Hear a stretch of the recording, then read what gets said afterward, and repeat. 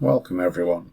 In this SOLIDWORKS simulation users primer for 3D experience, we will be looking at the analysis of a crank assembly in both SOLIDWORKS and 3D experience.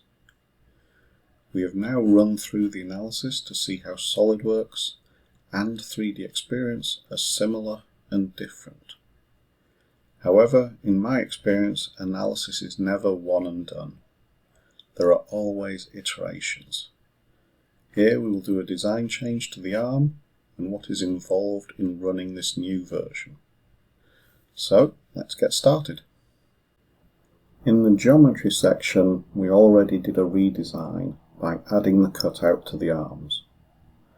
That showed the basic process. In SOLIDWORKS you change the design, that then gets saved to 3D experience, then depending on whether you have the model already open, you do a global refresh or an open to get the latest version from the database, then an update to make sure all the features are in the current state. In that geometry version we saw that the downstream aspects from the saved SOLIDWORKS geometry also got updated as well. The abstraction shapes and the finite element model. Now we have added significantly more downstream features. Several FEMs, as well as the physics simulation with 2 analysis cases and 2 procedures each. But the basic principle remains the same. Since that cutout was also the critical area for the arm, here we will simply suppress that again in SOLIDWORKS. Then save to 3D experience, remembering that we need to lock the design to prevent simultaneous edits, waiting for the convert status to once again show that the geometry has been converted. In 3D experience, as we already have the model open from the previous database saved version, we will once again do the global refresh to update this to the latest database saved version. As before, this updates the 3D shape of the original save, but the downstream features such as physics simulation, finite element models, and abstraction shapes are still on the old design. An update will make all of these features current. The new arm design is ready to be analysed. We can now progress to the solve again once this is current and run ready, which brings up a new concept.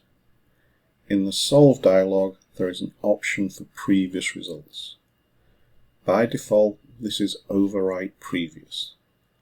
This new solve with the new arm design will replace the existing results from the cutout arm. However, we can also keep the previous results, i.e. the current results data from the last solve. We can provide a comment for these previous results to keep track of whatever changes are done. Now we will solve these new analysis cases.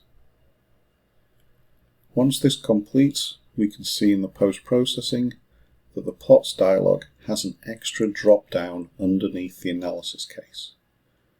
Current, which is the current set of results with no cutout, or the previous results with the cutout. Swapping between these versions, we can see that indeed removing the cutout has significantly improved the stress levels seen in the arm. We can also compare these as the previous results are also in the compare results tree.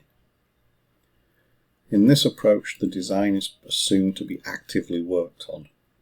You may wish to keep previous results or not, depending upon how significant they are for the various analysis goals.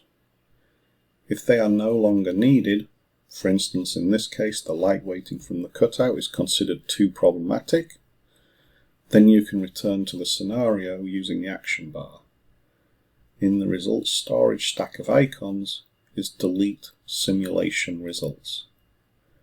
Under the previous results section we can see the saved previous results, then select them all or the individual ones we wish to delete. To summarise, This is the most straightforward way to do iterations, particularly when the design is still being actively worked on. Change the design in SOLIDWORKS, lock the state for 3D experience, save that new design to 3D experience, global refresh or an open command to make sure that you're working on the last saved version, then an update to make sure all features are in the current state, and you have a new run-ready iteration. There are other ways to do iterations, such as duplicating geometry and/or physics simulations, revisions, etc. They each have their own benefits and drawbacks, but may be more useful depending on what type of iterations you are doing and how much data is needed for retrieval of earlier options in the design history. More details on these alternatives are covered in the various training courses. This concludes the 3D Experience Primer for SOLIDWORKS users. Hopefully this helped give an understanding of what concepts are new and what concepts are variations on how you already work in SOLIDWORKS for analysis.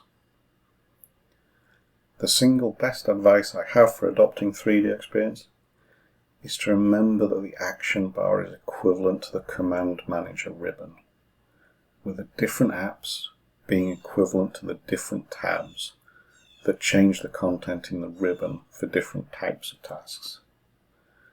This will help you navigate the new user interface to help you find what options you need. Thank you for your attention.